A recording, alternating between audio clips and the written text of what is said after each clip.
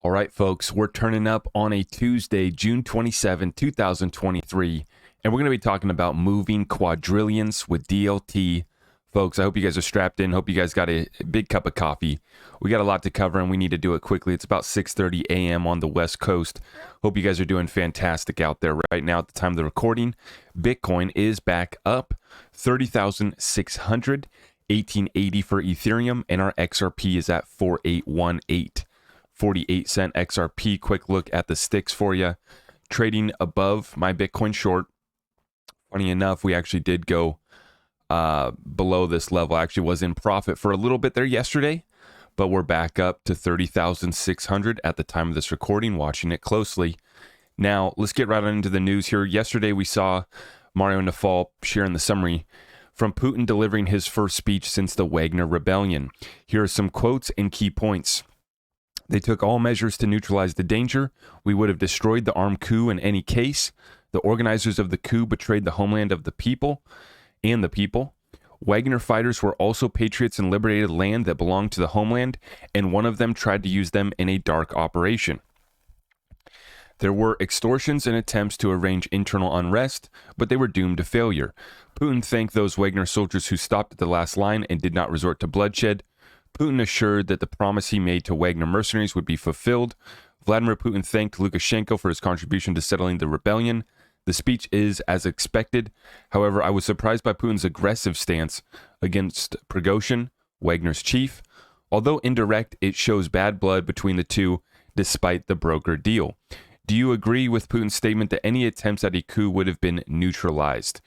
So, the big bear over there in Russia showing up with his speech yesterday. And, excuse me. Personally, I think there's no chance that he doesn't take out Prigozhin eventually here at some point. I don't think that Putin's going to allow himself to be challenged or embarrassed like that on the world stage. But we'll just continue to watch that one once again. Very interesting turn of events. A weekend coup that ended with nearly no bloodshed. Pretty incredible, but we're watching it closely.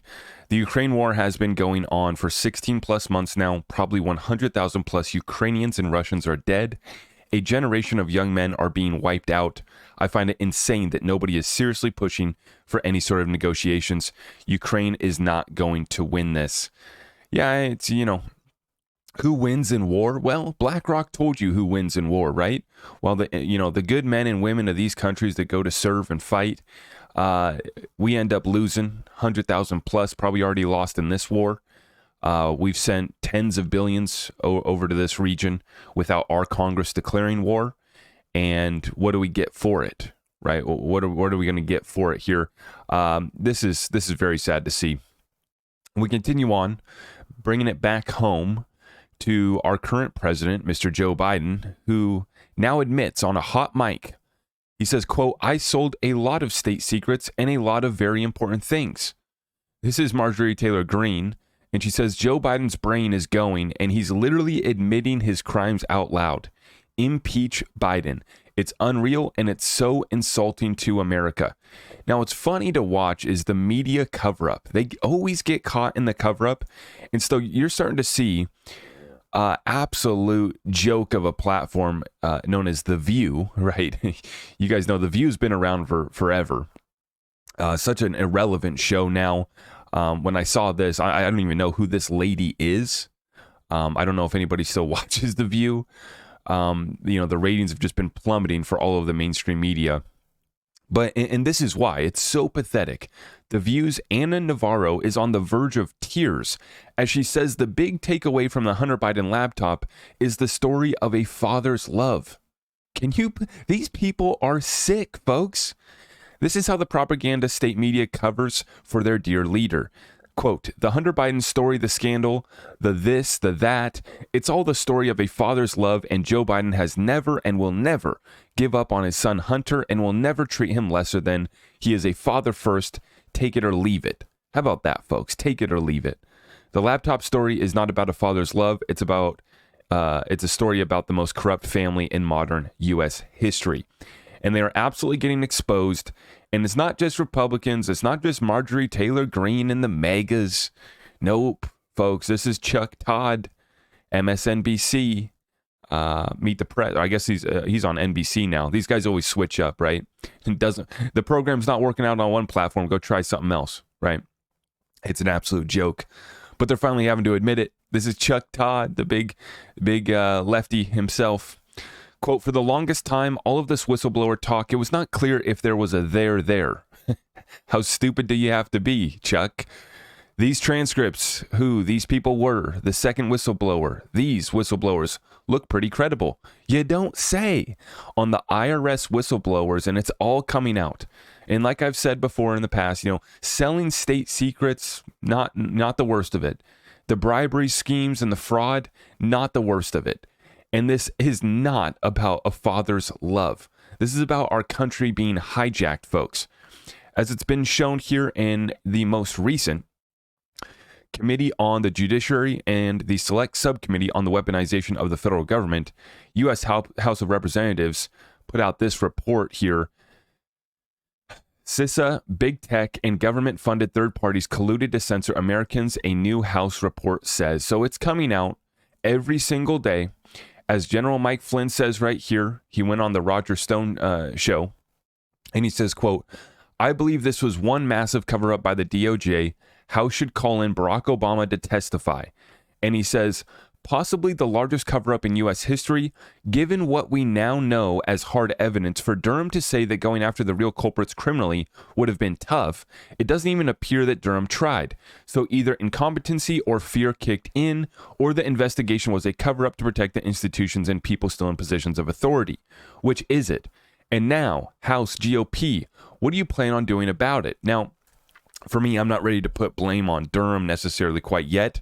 Nothing really got done from that, and there is still a there. I mean, the Durham report lays out a lot of facts that no one has been able to dispute, right? When Durham came to testify, all of the Democrats and those on the left wanted to make it about Trump and make it about something else, and Durham's just trying to stick to the facts of his report.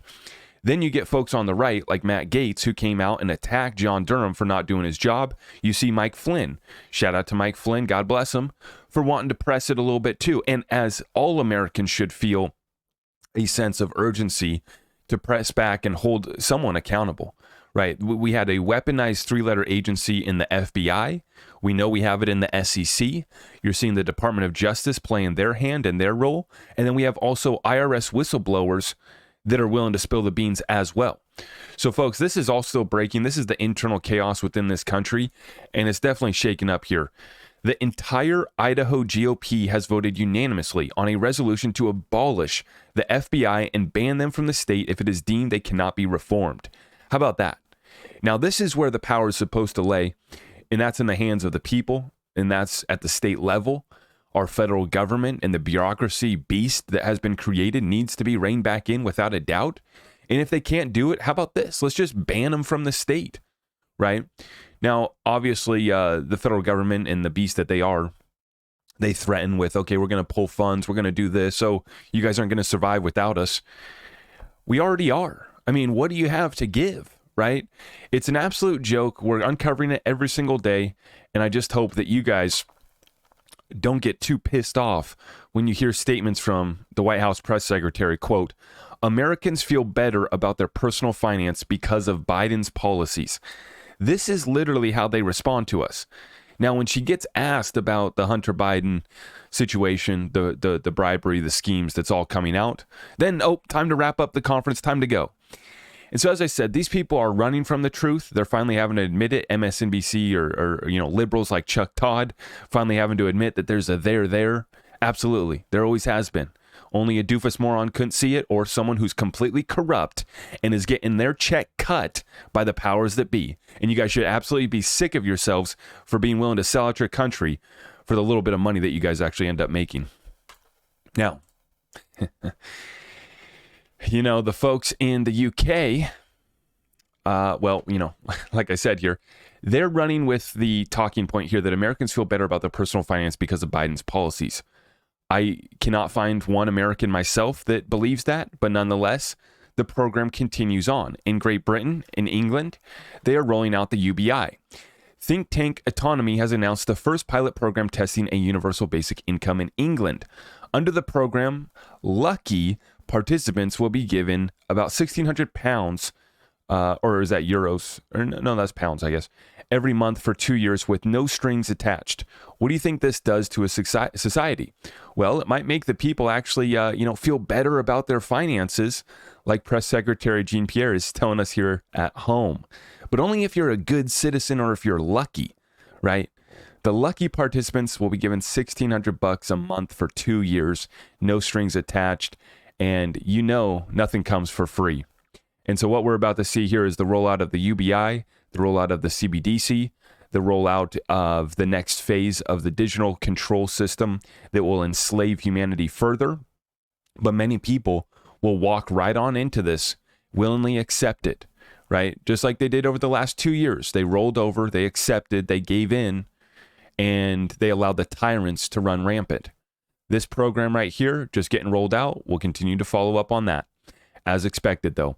Now we move on into the next news here, folks. Westpac Bank in Australia is reportedly restricting the amount of cash that customers can pull out of ATMs to 1,000 Australian dollars per day, which is about $667 US. So on one end, we have the UBI rolling out. Meanwhile, on the other side, they're banning cash and they're limiting the amount that you can pull out of an ATM on a daily basis. Now, folks will say, well, this is standard. A lot of ATMs here in the US, you're only allowed to pull out 500. There's limits, there's restrictions, and obviously the government tells us this is to protect us. But the fact of the matter is, folks, for me, I don't need the government to protect me, and I don't wait around for a handout. I don't wait for a UBI check. I don't wait for a PPP loan. I don't wait for the government or anybody else to step in and save me, my family, my business, and to step up in my community every single day basis. I don't need a PPP check to go keep my employees on during a pandemic or whatever the story may be. Now, for me, too, I want the option to be able to spend my money when I want. And that's why I've been stacking precious metals. So we talk about the gains with silver. Oh, is it going to go to $100 an ounce? Is it going to go somewhere fun? Are we going to get generational wealth off silver? I think we're going to get some gains for sure. And I'm not here to give anybody financial advice, but I am here to state the fact that when you own the precious metals in your hand, you have complete control. There is no third-party entities that have claims to it. It is yours, and you can spend it how you wish. If you want to pull $1,000 worth of silver out of your vault, you can do that. You're not going to have the ATM shut you down or limit you. You're not going to have the bank app not working. I don't need the bank app to be working to use my 1 ounces, my 10 ounces, and we're going to be picking up some more metals as well myself. But the fact of the matter here, folks, is that this is the only way to get outside of their system, outside of their control, is cash while we have it, while we can use it. But then the other way is precious metals. And so we've been running specials, and you guys can check those out at my website, zachrector.com, for getting your gold and your silver. Whether you're looking to get the metal shipped directly to you so you can hold them, you can store them, you can control them, or if you got big bags and you need to roll over your 401k retirement account, we can help facilitate that as well with our partners over there at my website, zachrector.com. Now, let's continue on, folks, because we're running. Not only do we want to have control of our finances, nobody's stopping me from spending this. We also see the setup continue to pick up. COMEX silver vaults dropped 421 ounces yesterday. Totals, again, reached lowest level since May of 2018, so the vaults are literally being drained. And then we see news like this out of China. 120 million more ounces of silver needed. Quote, the National Energy Administration of China has unveiled that the country's newly added PV capacity in the first 5 months of 23 was 61.2 gigawatts, while the investment in solar power projects increased by 140% year over year. Recall, we had a 230 million ounce deficit last year, 2022. Now they're calling for another 120 million more ounces of silver. And the question is, where are we going to get it? Where are we going to get it? Russia, 5th largest producer, they're experiencing chaos. Peru, one of the largest producers, also experiencing chaos. The supply chain also getting into trouble, along with new mines not coming online. The industry in a massive amount of M&A, mergers and acquisitions and consolidations, as folks are trying to buy up what mining operations and what supply they can, while the vaults get drained on a daily basis. Remember, last Friday, I think it was, we saw 3 million ounces drained from the vaults in one day. That was the largest draining of the vault since last year. but you're now seeing that the total levels are back down to May 2018 levels. So this setup is very clear, folks, and I hope that you guys have been stacking your precious metals and the other suppressed assets while you can. Let's take another sip of coffee. Thank you for joining me this morning. God bless you all.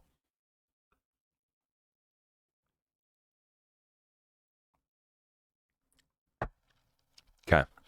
Let's roll on into the crypto news here, folks. Let's check it out from Meta lawman Judge Jackson has issued a brief order denying the Binance motion before the SEC filed its response.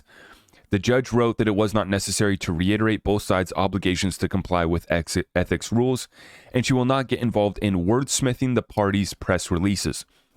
So, while this does not impact the merits of the case, it's not a great result for Binance. So basically, Binance was trying to go after the SEC in an aggressive move. Binance has gone on the offensive against the SEC in the federal court case. Lawyers for the Binance defendants have filed a motion accusing the SEC of engaging in unethical conduct. So the judge has denied that, right? She's denying that motion, and she's not going to play around, but that does not remove the merits of the case, and it basically allows her to not address the ethics of the SEC, which we know is absolutely criminal. And what makes it criminal? Well, Stuart Alderati put this out on June 19th. Says the law requires SEC employees, like all federal employees, to act and appear to act impartially. Have we been getting that, folks? Let me know down in the comments. Has the SEC been acting impartially? The law asks, would a reasonable person knowing the facts question the employee's impartiality? You now know the facts, and you bet we do. John Deaton comes in. 18 U.S.C. 208, conflicting financial interests. This criminal statute prohibits you from participating personally and substantially on behalf of the federal government in any particular matter in which you have a financial interest or certain other people have a financial interest. These other persons include your spouse, minor, child, general partner, an organization in which you are an officer, trustee, partner, or employee, and any person or organization with whom you are negotiating with or have an arrangement concerning future employment. There may be circumstances other than those covered by 18 U.S.C. and 208 above in which you should not perform official duties in order to avoid an appearance of loss of impartiality. This regulation contains 2 disqualification provisions addressing appearances issues. 1. Personal and business relationships. This provision requires you to obtain authorization from the ethics counselor before participating. Excuse me. You need to get authorization from the ethics counselor before participating in certain government matters where your impartiality is likely to be questioned. Hey, SEC Enforcement Director, how about answering Warren Davidson's question now? Did Hinman get SEC ethics approval before giving the speech? It's okay. You can say it out loud now. We all know the answer. Right. And Michaela, she asked this question. So Hinman's adult son profiting is a loophole there, I guess? No. John Deaton says, as a formal federal prosecutor, I wouldn't need to get into anything about his son to prove a case that Hinman violated the criminal conflict laws. He was told that if he met or called or emailed his law partners, he would be violating the law. We can prove he met with them at least 3 times after that stern warning. When you take that and the fact that the Hinman's firm was a member of the Enterprise Ethereum Alliance, and Hinman is now partners with the folks who helped write the speech, you have more than enough. Unless emails or texts between Hinman and his son prove that Hinman's speech was going to benefit his son, I wouldn't even go down that road. I wouldn't risk diluting a slam dunk case unless it involved equally slam dunk evidence, which it probably would, right? But like he says, if you're going to just take out Hinman, let's just take out Hinman. His son making a little bag, okay, yeah, it's corrupt as hell, but we got the slam dunk case against these folks, and it's absolute criminal corruption at the highest levels of the SEC. Meanwhile, around the rest of the world, Christopher Giancarlo, former CFTC chairman, he's in Japan, and what does it say on the Japan headlines there? Crypto tumult in U.S. may be boom for Japan. Every other country around the world is looking to take advantage and embrace this technology. Even China's flipped going back into cryptocurrency DLT technology. Meanwhile, the United States is left in the clouds. Emi Yoshikawa also chimes in, and she says, I'm also bullish on crypto in Japan. I'm heading to Kyoto for IVS Crypto, the largest crypto conference of the year in Japan. Great work by the team at Ripple. Now, we see this, the Ethereum Virtual Machine sidechain for the XRP Ledger is available now on DevNet V2. So, folks, the utility is coming. It's coming in a massive way. This is so exciting. Using the XLS38D specification, this version adds support for XRP IOU and ERC20 token transfers in both directions between the XRP ledger and the Ethereum virtual machine sidechain. This was put together with Pierced technology as well, and this is now live on the DevNet. So for the developers out there, you get to testing. Great work by Ripple and all the other developers there at Pierced. And then we're seeing additional security audit results from the CertiK. This is on XRP Automated Market Makers, XLS30D, running the security code audits. So folks, they are working, and this is what we love to see here in the XRP community. Before we launch, like the Ethereum 2.0 flop, we actually test and run things and make sure that we're not going to have any downtime, and we just continue to add more utility when it is ready. When the network is ready, that's when we bring on that utility. We're about to have clarity in the case, and this thing's about to get set free with automated market makers, side chains to the Ethereum virtual machine. It's all coming. It's all coming. And we have this one as well. Mayuka Vidari, she is the software engineer at RippleX Dev, Interoperability Dev Tools. And she says that she just published the full XLS spec for XRPL plugins XLS42D. So this is a project to make it easier for devs to write new features for Rippled in their language of choice. And so additional utility, additional capabilities continue to come, and it's only going to increase from here, folks. Now, we're watching this closely. You guys are seeing a lot of folks talking about the FedNow going live on July 1st, this being a very big deal, and I'm going to show you guys why it's a big deal. Does it mean that XRP is going to go to 589 on July 1st? Absolutely not. Okay, we've been here before. We're a very mature audience here. That's why you guys are tuned in here. That's why you guys smash the thumbs up for me, because you appreciate this content. We're going to just cut it to you straight. But there's a reason why we titled this session, Moving Quadrillions with DLT. Check it out here, folks. Bloomberg reporting that 90% of financial institutions are currently preparing to implement FedNow. So basically, everyone is going to be implementing FedNow, and you have to look at how much money we got moving over here. Fedwire is the largest source of present-day volume. The largest source of present-day volume traces its roots back to the creation of Fedwire at the turn of the 20th century. Fedwire was the first mechanism to move money electronically. Fast forward to the present, and in 2022, just over 1 quadrillion excuse me, just over 1 quadrillion in transfers originated through Fedwire in a single year. Until TCH launched the real-time payments network in 2017, there had been no major payment innovation in the U.S. rails for over 40 years. Set to launch in July, FedNow will join RTP in enabling businesses to send funds in real time anytime, but the service will be something in the U.S. payment system, okay? So, folks, it's not clickbait. It's not a meme. It might make you have an O face, though, because, you know, a lot of folks don't realize how much we got to move here. Just over 1 quadrillion was settled on this in 2022. Now, you move on over here, and we get the news here that the Shanghai Clearinghouse launches digital yuan clearing and settlement services for bulk commodity trading. Commodities and CBDC noted. So this is the Shanghai Clearinghouse launching digital yuan. But then we go back here and we see this interesting little deal here from another one from ISO 222. Let's do it. Shanghai Bank uses Ripple for remittance quarter between USA and China. The Shanghai Hui Bank recently announced that it is working on a remittance product using Ripple for the USA-China corridor. So we also have some reach out there in China with the Shanghai Hui Bank as well. And we see this after China banned Bitcoin, tried to get rid of crypto. Now you're seeing Shanghai really accelerate back into crypto in a major way. And now we get the news that the clearinghouse is launching digital yuan clearing and settlement services for bulk commodity trading. And so, folks, you see there, Fedwire is moving a quadrillion amount per year. Swift does about 6 trillion on a daily basis, which is about 1.2 quadrillion per year.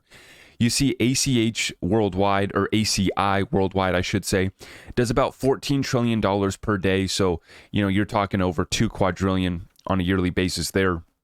So you have flows in the quadrillions, and then you see even Shanghai Shanghai settlement, they're getting ready to settle up all sorts of commodities, all sorts of bonds, all sorts of securities. So it's not a meme, it's not a joke. It is all coming, and it is happening now, right? We've been waiting for this. Obviously, we're waiting for the lawsuit to end. We're waiting for the big banks and institutions to actually start settling on DLT technology, but they couldn't do so until they had the regulations and the rules of the road. That's what's coming online now, and that's why announcements like this are such a big deal. Shanghai Bank using Ripple for remittance corridor between USA and China. I thought that China was against crypto, right? Well, that's what they led us to believe. They banned crypto, they banned Bitcoin, and then now they're going all in on DLT that they can control. Right, that they can control. That's the big kicker over there in some of these countries. Here in the United States, hopefully we can create this level playing field and may the best technology win. I just so happen to believe that XRP is going to be able to provide the best liquidity in the world, and that's solving trillion-dollar problems on a daily basis. That's settling up and storing and moving quadrillions of dollars on a yearly basis. And over the next 10 years, you see where this goes. Right? It's not a 3 trillion overall market cap for the cryptocurrency space, and we're cheering and we're happy about that. It's settling that on a daily basis. And then on a yearly basis, you're moving quadrillions. And then over the course of a decade, you guys can do the maths on that.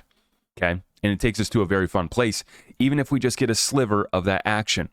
Now, a lot of rumors, obviously, Ripple is going to buy back 10 billion XRP. That started circulating over the weekend. That was a rumor. That is not true. I do believe that was fake news. But there is a slight half-truth within the statement, within the conversation around Ripple buying back XRP and buying back their shares. Mr. Intuitive put out this tweet yesterday, asked the question, what if the rumors about Ripple buying back XRP were meant to be a Ripple equity buyback? Okay, well, as I proved in the Sunday night show, Ripple bought about $8 billion worth of XRP back from the secondary markets in 2022. So they bought back billies. Billions of dollars worth of XRP was bought back in 2022 by Ripple. Fact, end of conversation, okay?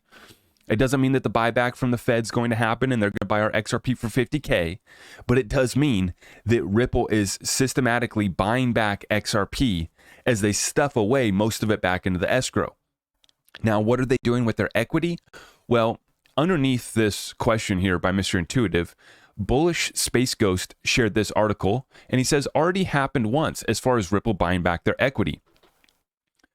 And this article was put out by Fortune a while ago. Amid SEC battle, crypto company Ripple Labs buys back its Series C investment round. So they're buying back their stocks, their equity. They're buying back XRP. They're trying to distribute it as quickly as they can. But then I'm going to tell you guys from some conversations that I've been fortunate enough to be a part of. Recently, the word on the street is that they're buying back equity right now as well. Secondary market. Well, I guess the only markets really that are made available right now are Link2 and some of these other platforms for getting private equity in Ripple. But the word on the street right now is that there's actually some that are buying it back. I remember listening to Bob Way, former Ripple employee, who was one of the first 10 employees at Ripple. He said in a Twitter space just a couple weeks ago that he had too much too much Ripple equity, but he wasn't getting rid of any of it yet because he still sees that it's way undervalued. And one would be led to believe that, folks like Bob Way, he's not wanting to sell off his Ripple equity right now. Ripple already did buy back some of their equity. The rumor street, the word on the street right now is that they're buying back more equity as well. Smaller deals, but that would lead one to believe that they believe that the IPO price is going to be a lot higher than where it's currently trading at in these markets where it is available. Link2 was a big part of making this stock available for folks, and we got some other things that we're working on as well. So, folks, I hope you enjoyed this session. We got a lot taking place. We're going to continue to break it down on a daily basis, okay? So I will be probably dropping a couple other shorts later today. We got a few other things that I did want to touch on, but I hope you guys enjoyed this session. If you appreciate this content, please smash the thumbs up. Make sure you subscribe, hit that notification bell, and you can find everything at my website, zachrector.com. Appreciate all of you guys. Hope you have a fantastic day. God bless you all.